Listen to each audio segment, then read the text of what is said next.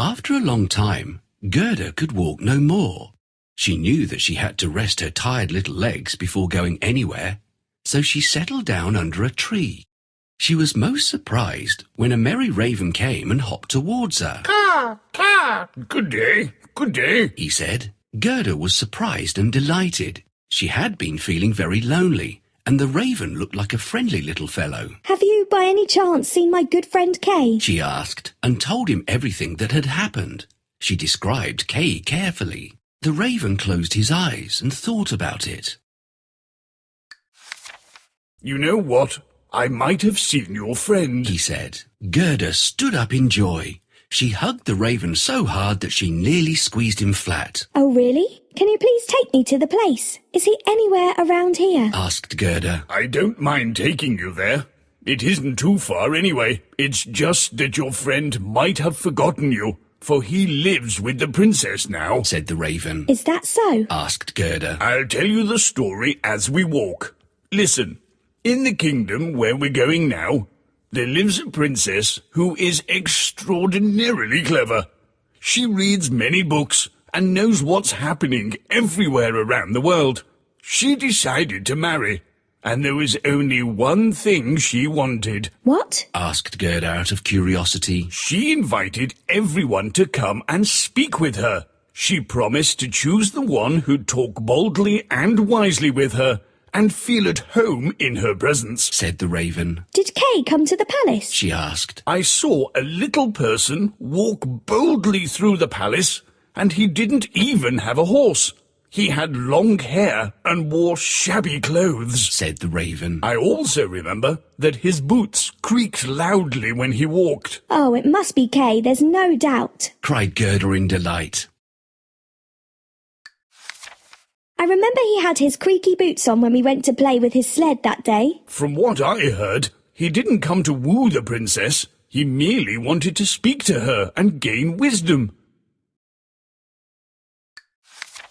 It turned out that the princess liked his bold and polite nature very much, said the raven. Will you take me to meet Kay, please? Gerda begged. Of course, said the raven. My bride lives in the palace, and she can arrange for us to meet the prince. The raven then led her through the royal garden. That night, after the lights went out, the raven led Gerda through a back door that was half open. Another raven was waiting for them there. What a pleasure to meet you, said the second raven. Come, let's go up these stairs and head to the royal chamber where the prince rests. A single lamp was burning in the chamber, and Gerda saw the prince lying in his bed. Oh, Kay, how I've missed you, Gerda said in a loud whisper. The prince heard her and turned around. Gerda was surprised and dismayed to see that it was not Kay after all. By this time, the princess had also woken up. Who are you, little girl, and what are you doing here? Asked the princess. Gerda sat down and told them her story. She wiped her eyes and sniffed loudly. The prince and princess felt very sorry for her. They praised the ravens for helping Gerda, but gently told them that they should never raise false hopes without being sure. You can sleep here for the night, the prince said. I'll arrange for a fine horse and carriage to take you to meet your friend, the princess offered. And I see that you are badly in need of a pair of shoes. You shall have those too. Gerda bowed and thanked them for their generosity. The next day, Gerda was dressed in the finest clothes.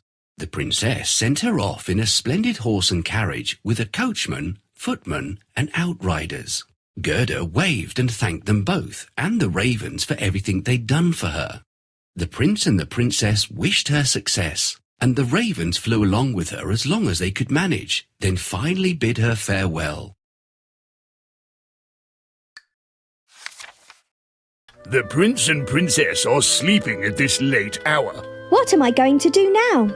Well, firstly, you need to ring the bells. Then play the melody that lily flowers love.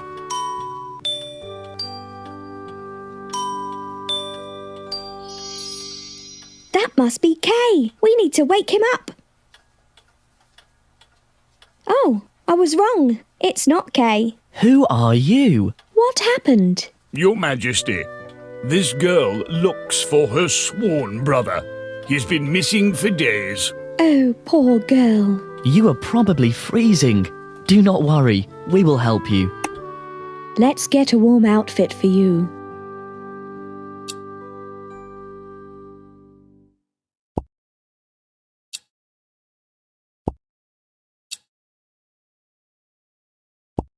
This is just perfect for a long and cold trip.